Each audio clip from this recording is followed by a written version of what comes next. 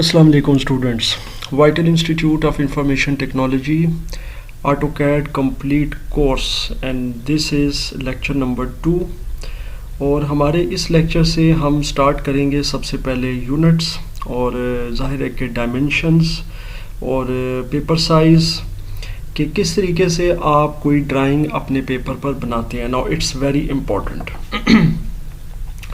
सबसे पहली चीज़ जो कि आपको इस हवाले से समझने की ज़रूरत है वो क्या है जनाब, वो ये है कि जब आप कोई भी ड्राइंग बनाते हैं टू ड्रॉ अ प्लान, कोई भी प्लान आप बनाते हैं, लेट सपोज आप किसी मकान का प्लान बना रहे हैं, ठीक है. हम इसी चीज़ को भी माइंड में रख के चलते हैं क्योंकि ऑब्वियसली अगर आप बहुत ज़्यादा चीज़ों में अपने माइंड को स्कैटर्ड करेंगे तो फिर आपके लिए मुश्किल हो जाएगी.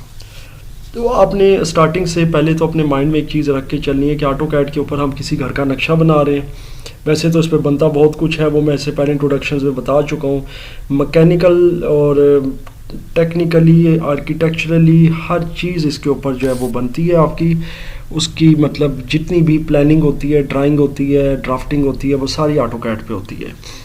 लेकिन अभी आपने अपने जहन में रख के ये चलना है कि जनाब हम किसी घर का नक्शा बना रहे हैं. तो अगर हम कोई भी प्लान बना रहे हैं, प्लान मतलब उसका मैप,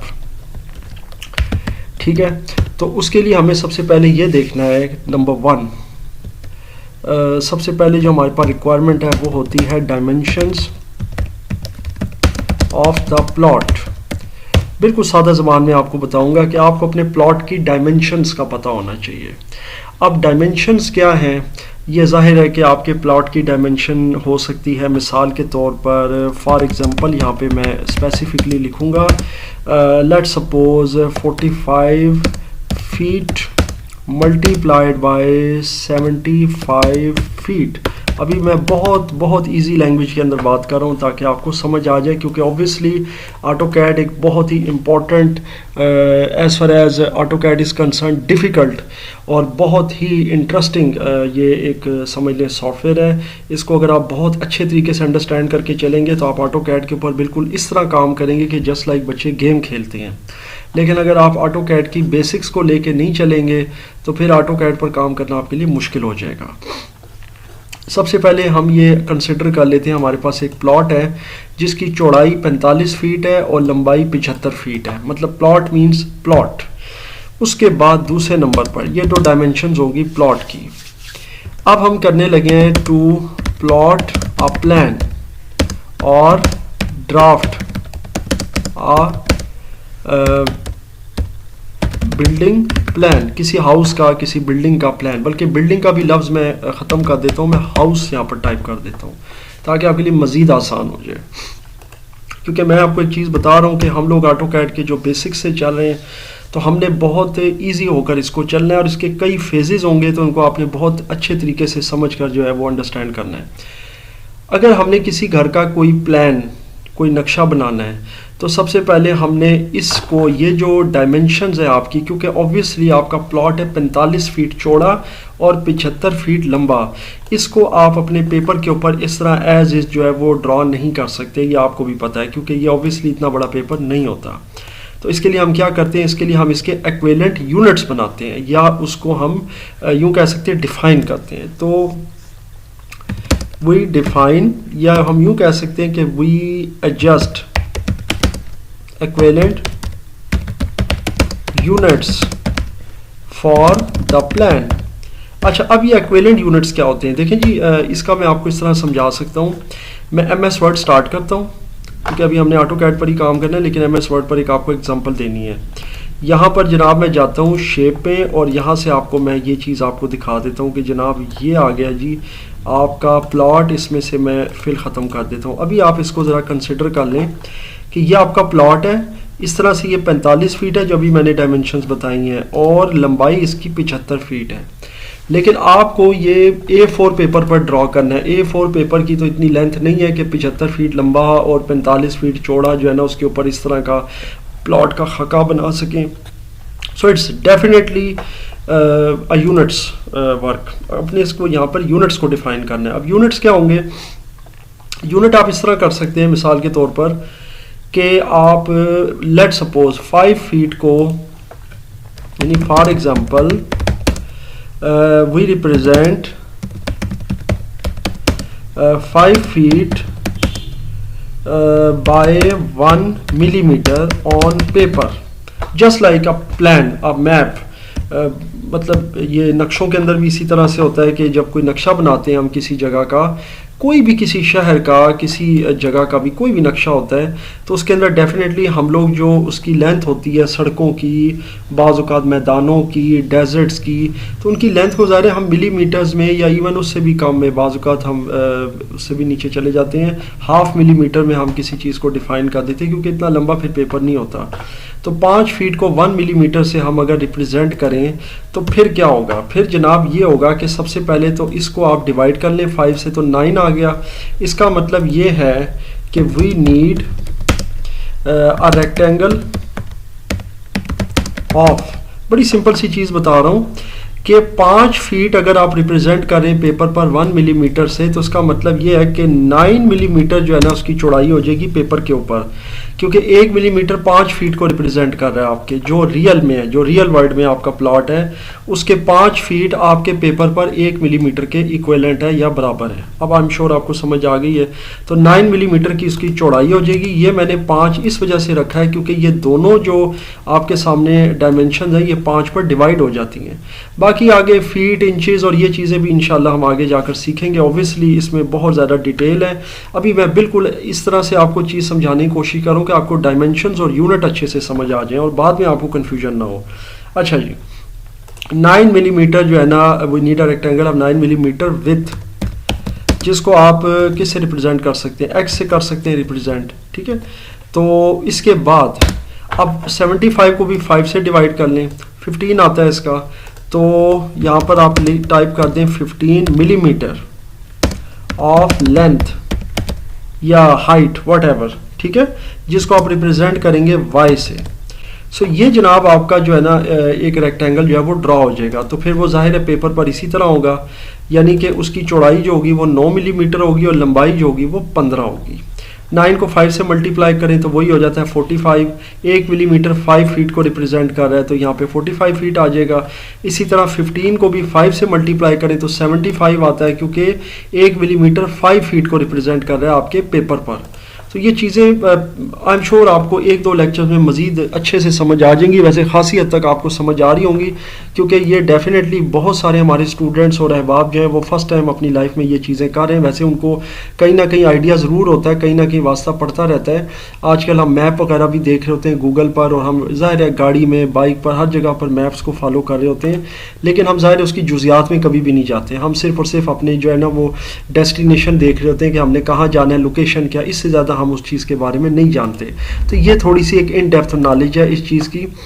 और जाहिर है कि यहाँ तो मैंने एक फ्री हैंड बनाया, लेकिन आप इसको फ़र्ज़ कर लें कि ये जो एक्स है इसका ये 9 है, यानी 9 मिलीमीटर, और ये जो वाई है ये 15 है, यानी 15 मिलीमीटर।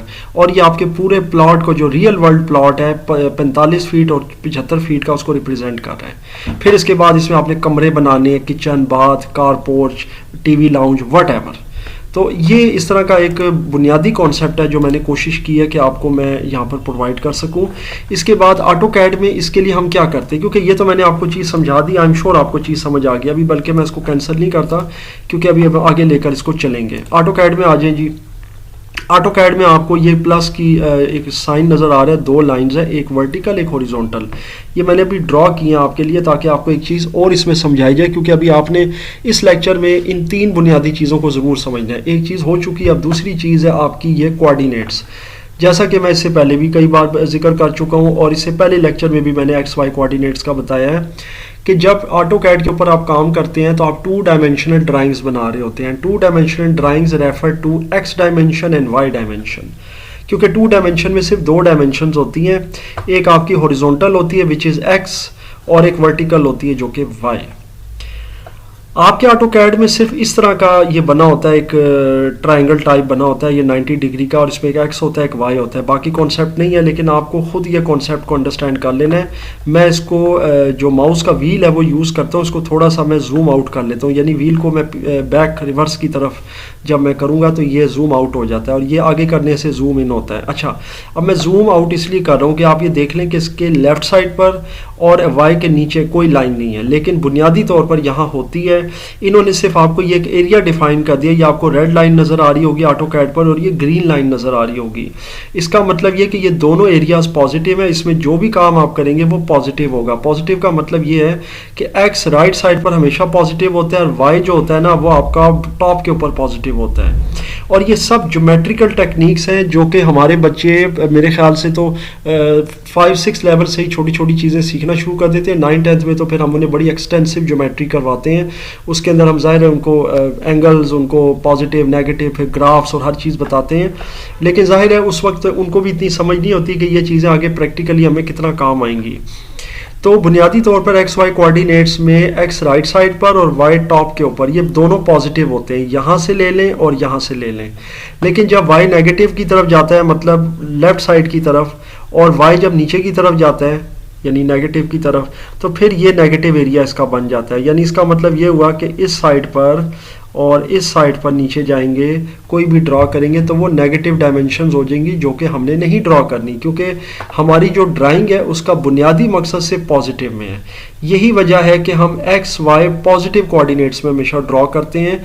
वेयर एज अगर आप मैथमेटिकल ज्योमेट्री की बात करें तो उसके अंदर हम नेगेटिव पॉजिटिव दोनों पॉइंट्स पे ड्रॉ कर रहे होते हैं, ये आपको भी पता है। मिसाल के तौर पर आपको मैथ्स के अंदर इस तरीके से मिल जाता है कि जी आपने ड्रा करना है पॉइंट्स। अब आपको एक चीज़ मैं बताता हूँ क्योंकि सब चीज़ें अंडरस्टैंड करने की ज़रूरत है। 5, इसी तरह 3 और 6, इसी तरीके से आप आ जाएं -2 और -7 फर्ज कर लेते हैं। अब इस तरह के पॉइंट्स आप ड्रा करते हैं ज्योमेट्री में। अब क्या चीज़ है इसमें, देखें इसमें आप हमेशा याद रखें पहला पॉइंट x को रिप्रेजेंट करता है, दूसरा y को रिप्रेजेंट करता है। मतलब ये हुआ कि x कोऑर्डिनेट और y कोऑर्डिनेट। अब जाहिर है मैथमेटिक्स की बात हो रही है तो x 5 है, 5 के साथ कोई सिंबल नहीं है, इट्स मीन कि ये पॉजिटिव है। तो हम क्या करते हैं जनाब, हम जाते हैं फिर ऑब्वियसली और हम x पे इधर 5 पॉइंट करके अपने ग्राफ पेपर के ऊपर वहाँ पे एक निशान लगा लेते हैं। क्योंकि अभी मैं फ़िलहाल आपको कोई वो ग्राफ तो नहीं सिखाऊंगा, लेकिन डेफिनेटली वो तमाम बेसिक्स आपकी जो है ऑटोकैड में चलेंगी। अब ये जो -7 होता है इसका मतलब ये होता है, एक तो ये कि ये y कोऑर्डिनेट है, ये तो हमें पता है, दूसरा कोऑर्डिनेट y होता है। अब माइनस का मतलब ये हुआ कि ये y नीचे की तरफ जा रहा है, सो दिस इज़ इम्पॉर्टेंट। फिर हम नीचे की तरफ एक निशान लगा लेते हैं और बाद में फिर स्केल के ज़रिए जो है उसको मैच कर लेते हैं, मतलब उसको मिला लेते हैं, लाइन सेगमेंट बना लेते हैं। फिर इसी तरीके से एक आपको पॉइंट गिवन है इस तरह का जिसमें x 3 है और y 6 है। अब इन दोनों के साथ कोई साइन नहीं है नेगेटिव पॉजिटिव का, तो ये दोनों पॉजिटिव हैं। तो इसका मतलब है 3 जो है ना वो x पे आ जाएगा, इधर वो 6 जो है वो y पे आ जाएगा, दोनों पॉजिटिव होंगे। इस तरह फिर सो ऑन आप चलते रहते हैं। ये -2 -7 का मतलब है x और y दोनों नेगेटिव हैं, तो इसका मतलब ये होगा कि x जो है वो लेफ्ट साइड पे चला जाएगा, y जो है वो डाउनवर्ड्स चला जाएगा, और वहाँ जाकर आप पॉइंट जो है ना वो पॉइंट आउट करके उसके बाद स्केल के ज़रिए आपस में मैच कर देंगे। इट्स सिंपल ड्राइंग है। मेरे दूसरे चैनल के ऊपर ये ड्राइंग्स के तो ज़्यादा सारे लेक्चर्स पड़े हुए हैं, और जो बच्चे ज्योमेट्री करते हैं उनके लिए ड्राइंग्स को इतना बड़ा इशू नहीं है, उनको समझ आ गई है कि मैं क्या कह रहा हूँ। तो अब ये बात है कि जनाब कोऑर्डिनेट्स में हम ऑटोकैड के अंदर x और y को ही क्यों लेते हैं, हम x बार और y बार यानी x नेगेटिव और y नेगेटिव को क्यों नहीं लेते। उसकी रीज़न सबसे बड़ी आप समझ गए, क्योंकि हम इसके अंदर 2 डायमेंशनल के अंदर पॉजिटिव कोऑर्डिनेट्स पर काम करें, नेगेटिव पे तो कोऑर्डिनेट पे काम नहीं होता। अगर कोई चीज़ उसके समझ ले दर्जे से पीछे की तरफ जाएगी ना उल्टी साइड पर, तो फिर हम उसे नेगेटिव कोऑर्डिनेट पे ले जा सकते हैं। ये आप एक और चीज़ देख सकते हैं कि ये कोऑर्डिनेट इस तरह होते हैं। ये मैंने एक समझ लें कि वर्चुअल या एक वैसे ही एक चीज़ बनाई है ताकि आपको समझ आ जाए। अब यहाँ पे आपको पॉजिटिव नज़र आ रहा होगा, इसमें थोड़ी सी गलती है, वो ये है कि यहाँ से ये 1 स्टार्ट होता है। यहाँ से मैं इसको कर लेता हूँ। बहरहाल ये अभी आप देख सकते हैं कि ये यहाँ पर आपको समझाना मकसूद है कि देखें सेंटर में 0 पॉइंट होता है, क्योंकि 0 जो होता है ना वो ओरिजिन होता है, यानी कि बिल्कुल सेंटर में जहाँ ओरिजिन आती है वहाँ पर दोनों कोऑर्डिनेट आकर 0 हो जाते हैं, यानी x भी 0 y भी 0, उसे ओरिजिन कहते हैं, यानी origination of x y coordinates. और यहाँ से फिर राइट साइड पे चलें तो x पॉजिटिव होता जाएगा और ऊपर जाएंगे तो y पॉजिटिव होता जाएगा, यानी 1 और इस तरह, और फिर आगे सो ऑन, मैंने 5 तक इसमें किया है। और इस तरफ जा रहे हैं तो x नेगेटिव है, यानी इस तरफ आपका ये नेगेटिव है और नीचे की तरफ y नेगेटिव है। तो ये इस तरह से बुनियादी तस्वुर है इसका कोऑर्डिनेट्स का। और ये प्लॉट के हवाले से भी आप देख सकते हैं, आप इस प्लॉट के अंदर भी ये कोऑर्डिनेट्स बड़ा काम करते हैं, क्योंकि कहीं भी आप जाएंगे आपको ये प्लस का साइन ही मिलेगा। ये देखें आप, इधर भी कोऑर्डिनेट्स हैं, प्लॉट का मुंह किस तरफ है, फ़र्ज़ करें इसका मुंह जो है वो मशरिक़ की तरफ है, इसकी बैक साइड जो है वो ज़ाहिर है मगरिब की तरफ जा रही है, तो फिर हम वहाँ पर ज़ाहिर है हमारे जो यूनिवर्सल कोऑर्डिनेट सिस्टम है वो हम यूज़ करेंगे। फिर उसके साथ हम उसके हिसाब से एंगल बनाते हुए हम देखेंगे कि हमारा फ़लाँ दीवार का फ़लाँ कॉर्नर जो है वो किस जो है ना वो डायमेंशन की तरफ जा रहा है। सो हमारा हर प्लान जो होता है वो याद रखें डायमेंशनल होता है, यानी कि उसकी कोई ना कोई डायमेंशन होती है। और जाहिर है कि ये जो आप डायमेंशन देख रहे हैं एक्स और वाई जो कि इसमें चल रही है, इसके साथ आपको ये नॉर्थ साउथ ईस्ट और वेस्ट का तो लाजमी बात है कॉन्सेप्ट मिलेगा, जिसके ज़रिए आप इसके जो है ना वो पूरा एक कुतुब नुमा सिस्टम के साथ आप इसको चला सकते हैं। सो ये यहाँ तक है जी इसके कोऑर्डिनेट्स का सिस्टम। अब इसी लेक्चर के तीसरे हिस्से की तरफ चलते हैं कि यूनिट्स हमने सेट कैसे करने हैं, क्योंकि यूनिट बहुत इंपॉर्टेंट है। इसके दो तरीके हैं यूनिट सेट करने के ऑटोकैड में। आपने इधर जाना है मेन्यू में, ये ए बना हुआ है ऑटोकैड का, ये इसका मेन मेन्यू है। बाकी ये सारे तो आपको पता है टैब्स हैं, इनके अंदर आपको कमांड्स मिलती हैं और जो भी आप काम कर रहे होते हैं वो चीज़ होती है। लेकिन आपने इस वाले मेन्यू में जाना है, यहाँ से आपको बिल्कुल डाउनवर्ड्स आएंगे तो ड्राइंग यूटिलिटीज़ आपको मिलेगा। यहाँ ड्राइंग यूटिलिटीज़ में से आपको यूनिट्स को सिलेक्ट करना है और ये यूनिट्स आपने सेट कर लेने हैं फर्स्ट टाइम में, क्योंकि ज़ाहिर है जब आप कोई भी ड्राइंग बनाने लगे हैं तो आपने वो इंचेस से नहीं करनी, क्योंकि वो फिर बहुत बड़ी हो जाएगी। फ़र्ज़ करें अब जैसे मैंने अभी बताया था कि मेरे प्लॉट को 5 फीट को मैं रिप्रेजेंट कर रहा हूँ 1 मिलीमीटर से। अगर यहाँ पे इंचेस यूनिट होते तो उसका मतलब है 5 फीट रिप्रेजेंट होते हैं 1 ऑब्वियसली इंच से। अब ये 1 इंच अगर चलता तो फिर ये 9 इंच का जो है ना चौड़ाई वाला पेपर हो जाता, जो कि डेफिनेटली अगर आपके पास पेपर ये अवेलेबल नहीं है, बाज़ औक़ात एक प्लॉट जो है वो 100 फीट लंबा भी हो, चौड़ाई में भी हो सकता है, फिर उसके लिए आपको 20 इंच का पेपर चौड़ाई वाला लेना पड़ेगा, जो पॉसिबिलिटी नहीं है, इसलिए हम इसको मिलीमीटर्स में रखते हैं। तो ये जनाब हम इंचेस की जगह यहाँ पर सिलेक्ट कर लेंगे, आप देख सकते हैं मिलीमीटर्स। उसके बाद जो भी हम लाइंस ड्रॉ करेंगे वो फिर अकॉर्डिंगली उसके चलती रहेंगी। मतलब यहाँ तक आई एम श्योर आपको कॉन्सेप्ट समझ आ रहा है। फ़िलहाल इसकी लेंथ, एंगल, प्रिसीशन और ज़ाहिर है ये सब चीज़ें फ़िलहाल हम छोड़ देते हैं कि इनमें क्या चीज़ है। वैसे नॉर्मली फ़िज़िक्स और मैथमेटिक्स के जो माहिरीन हैं उनको पता है कि प्रिसीशन क्या होती है, एक्यूरेसी क्या होती है, इनमें फ़र्क क्या होता है। इस वक्त हम इसको फ़िलहाल नहीं छेड़ेंगे। इस वक्त ये जहाँ पर सेट है बिल्कुल ठीक है। मिलीमीटर्स हम जो है ना यूनिट्स की जगह सेट कर लेंगे और ओके कर देंगे। तो ये यूनिट्स आपके जो है वो मिलीमीटर्स में सेट हो गए। एक और चीज़ हमने सेट कर ली है, इसके अलावा इसकी कमांड भी है, क्योंकि ऑटोकैड जो होता है ना वो आपको पता है कि एक तो ग्राफिकली भी काम कर रहा होता है। पिछले लेक्चर में मैं बता चुका हूँ, ग्राफिकली मीन्स कि आपने कोई लाइन ली है या आपने ग्राफिकली माउस के ज़रिए ड्रॉ कर दी, जैसा नॉर्मली हम ड्राइंग करते हैं। किसी भी तरीके से आप इसका एंगल और ये सब कुछ आप ड्रॉ कर रहे हैं, एस्केप किया। लेकिन एक दूसरा तरीका होता है कमांड के थ्रू, यानी कमांड लाइन इंटरफेस जिसको कहते हैं CLI, वो यहाँ पर होता है। ये आप नीचे देख सकते हैं, टाइप ऑफ कमांड आपको यहाँ पर नज़र आ रहा है। यहाँ पर आपने क्लिक करना है और वो कमांड आपने दे देनी है जो भी आप परफॉर्म कराना चाहते हैं। फ़र्ज़ करें यूनिट्स ही मैंने खोलने हैं तो मैं UN यहाँ पर टाइप करूँगा और सिंपली एंटर कर दूँगा। तो जब UN टाइप करके एंटर करूँगा तो ड्राइंग यूनिट्स का डायलॉग बॉक्स मेरे सामने आ जाएगा। वही चीज़ है, यहाँ पर हम काम कर सकते हैं। बरा फिलहाल मैंने यहाँ पर मिलीमीटर्स को सेट कर दिया है, so there is no more adjustments required. So जनाब ये हमारा सेकंड लेक्चर था ऑटोकैड का, और ऑब्वियसली डायमेंशंस को हमने पूरी कोशिश की है समझने की, क्योंकि कोई भी चीज़, कोई भी सॉफ्टवेयर और कोई भी आप चीज़ सीखते हैं उसके लिए उसकी बेसिक्स को सीखना बहुत ज़रूरी होता है। इंशाल्लाह ताला नेक्स्ट लेक्चर में हम फिर बाकायदा तौर पर इसकी जो लंबाई चौड़ाई की डेफिनेशंस है उनको समझेंगे और फिर ज़ाहिर आगे ड्रॉ करना भी सीखेंगे। इसमें किसी किस्म का कोई अगर आपका डाउट हो, क्वेश्चन हो तो मुझसे ज़रूर शेयर कीजिएगा।